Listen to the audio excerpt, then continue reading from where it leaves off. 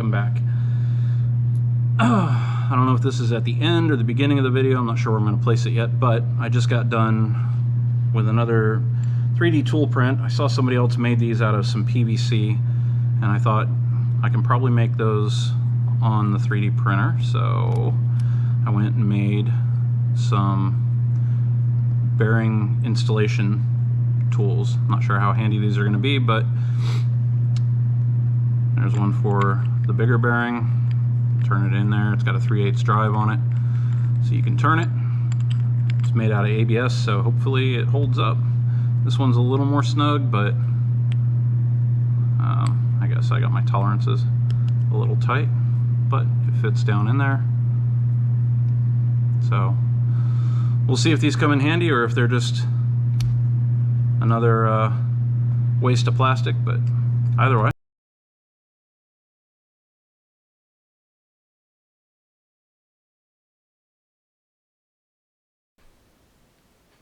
Anyways, back to the build. So this is more of the same kind of prep you've seen a few times before if you've seen any of the other videos. I'm just going through and deburring holes, getting all of the skeleton parts ready so that I can take them out and get them primed.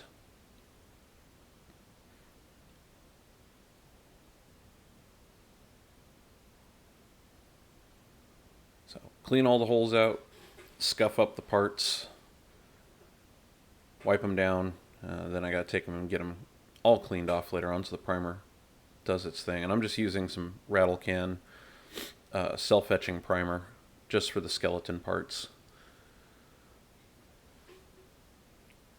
Hopefully I've done a better job editing this so you're not stuck watching all of the same boring stuff, but you get the idea.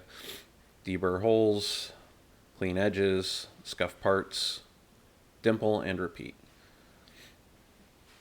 So now it's on to dimpling those parts.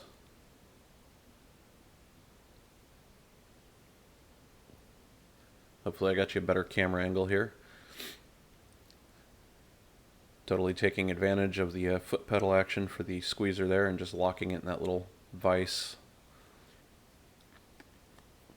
Makes working through the parts like this go by pretty quick. And heads up for a little bit, I've got more squeezer drama coming up in just a little while, so stick around for that because that was exciting. But right now it's working and things are going pretty quick. Now that part there holds the lead weight on and the elevator tip later on. I haven't decided exactly how I want to attach those yet, so I didn't dimple those outside holes. Hopefully that doesn't come back to bite me.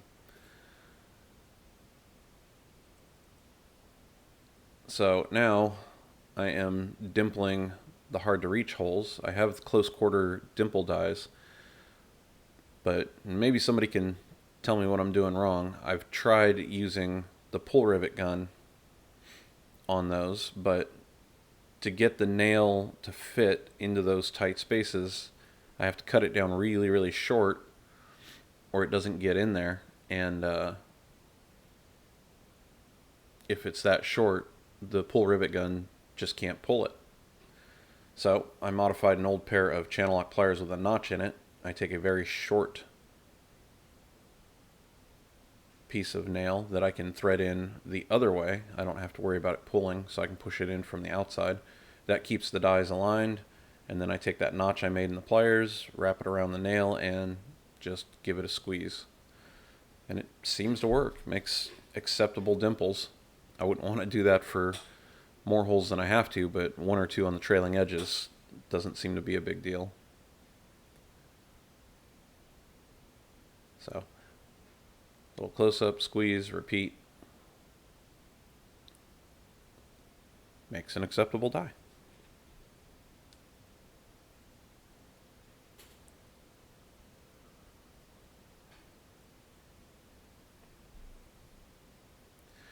Anyhow, on to skin prep.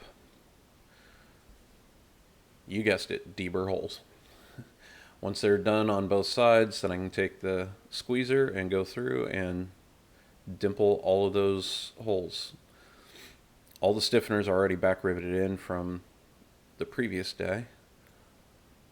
So I just have to worry about those outside holes, which is no problem for the 3-inch yoke on the squeezer.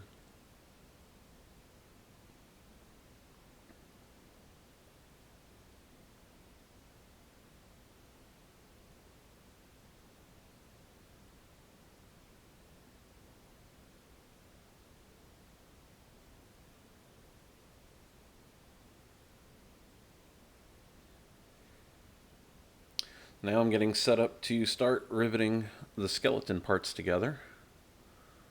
These two end ribs are what holds the weight, the counterbalance weight on, and that flange piece that holds the tip on.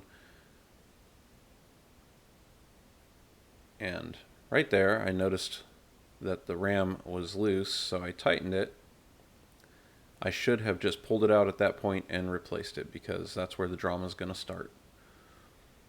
I get that one squeezed and trying to get the next one lined up, and it's real tricky getting that longeron yoke on there. So now I just slowed this down so you can see in real time what's about to happen to me.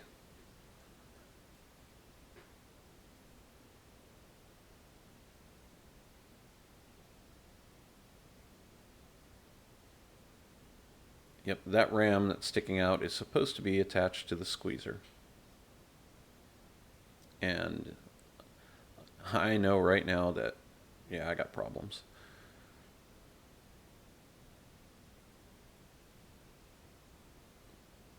Definitely frustrating. And there's the broken screw, to which I have no spares at this point. And it's not a very common size. Now I got to get the rest of the screw out of that body. So I'm using reverse drill bits and easy out set to get it to start moving, and then the pick to spin it.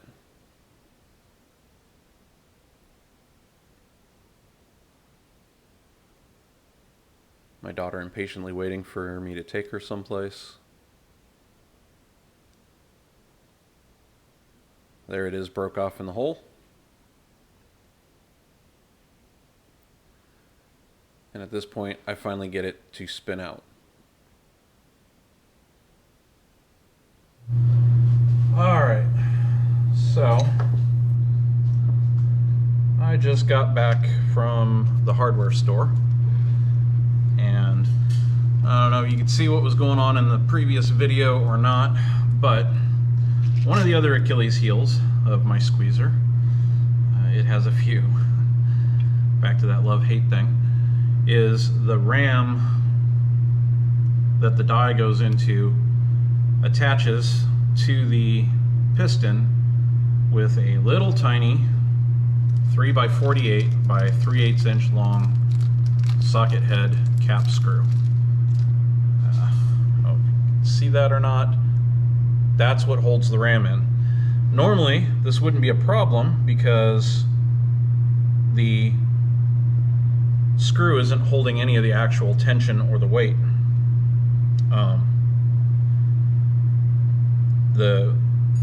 The ram sitting up against the piston is holding all of that force. The only job of the screw is just to hold the ram on and pull it back when it's time to retract. But the problem is, this has happened twice now, changing out yokes, the screw backs off and gets loose, and when it does, the ram wobbles around. There's two different ram lengths that come with this thing. There's a short one and this is the longer one, so you can get more or less throw out of it.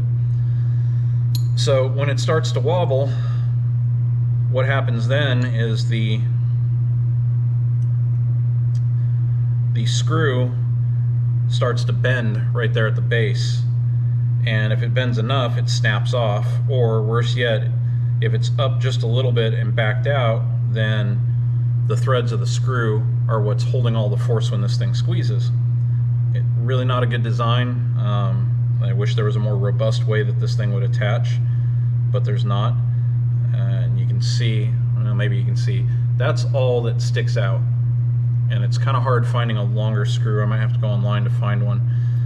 But I've thought of different ways to keep it from happening. Like I said, this is the second time, and you probably saw the video of me fighting to get that broken screw back out. But I don't know. I don't really know the best way to do it, because I could put Loctite on the threads, and that would definitely keep the screw from backing out, and this thing would stay tight. But if something happened and this bent and snapped that screw off, there's no way in hell I'd be able to get that screw out the way I did a little while ago. It just wouldn't work. So it would be stuck in there for good. Obviously, can't go to a bigger screw. There's just not enough room in that piston to drill out for a bigger one. It would be nice if this had like a shoulder that recessed down in the piston or something to take some of that side load, but it doesn't. So what I've decided to do is I drove to several different places in Houston without even thinking to check my local Ace Hardware, and turns out they actually had the screws I needed, which is good, because the soonest Amazon could get them to me is another 2 or 3 days from now, and well, day after tomorrow I leave for a work trip for a few weeks. So I would either be at work stoppage now, or thankfully I found those screws. So what I'm going to do, the only thing I can really do right now to deal with it is, from now on, as soon as I notice it's loose, I'm just going to assume that the screw got bent and is now compromised, and I bought a bag of spares. So as soon as I notice it's loose, I mean, I'll check it before use from now on to make sure it's tight, but if I notice that it's loose and I just didn't pay attention to it, then I will take that screw out while I can and just replace it with one of the spares. Anyhow, just thought I'd give you a little update. Might be time to look at one of those other squeezers, because the problems with this one are adding up, but it really does work nice when it works. Anyhow, back to the build. Alright, onward with the build. So, assembling all of the doublers and the nut plates for the bearings. Lots of back and forth on the plans just to make sure I had a good grasp of what rivet goes where, because that one little area has got 3 different sizes in it. And yeah, the squeezer is working much better again.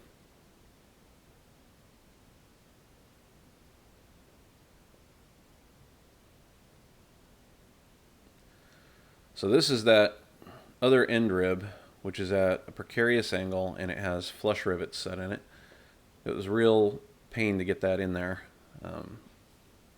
Ultimately, I ended up using a washer as kind of a spacer to help squeeze the parts together around the rivet while the dies came together on that squeezer, because otherwise pulling the rib out far enough to get in there was pulling it away from the flange. But I got it. So the assembly, the final assembly, has you start with that flange, because there's 2 rivets that'll end up on the inside of the structure that if you don't put them on now, you can't get to them later. So I got those on. Then it has you loosely attach the counterbalance weight, and then you kind of rotate the skeleton in until everything lines up, and then it's a matter of just clecoing it all together and starting to go along and flush rivet it. Paying close attention, because there are 1 spot on each side that takes 1 longer rivet than any of the rest, and then there's a couple spots that take slightly longer rivets, and then the rest are all the same. It's amazing the amount of prep work that goes into everything, and the actual riveting part goes by so very quickly.